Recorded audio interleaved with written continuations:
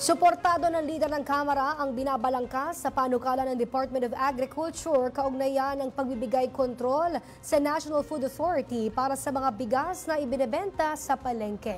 Nagbabalik si Jap Regala para sa detalye.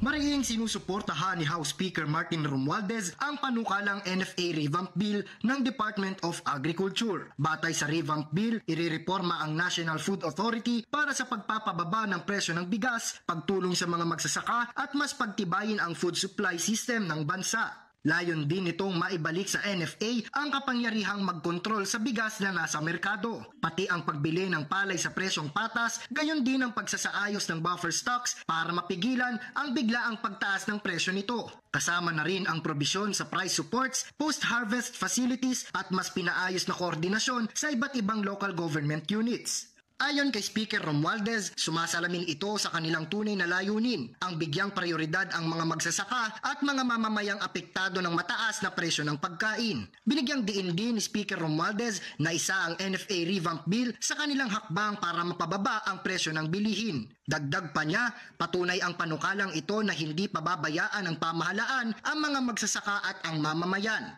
Para sa totoong balita sa Bagong Pilipinas, Jap Regala, Congress News.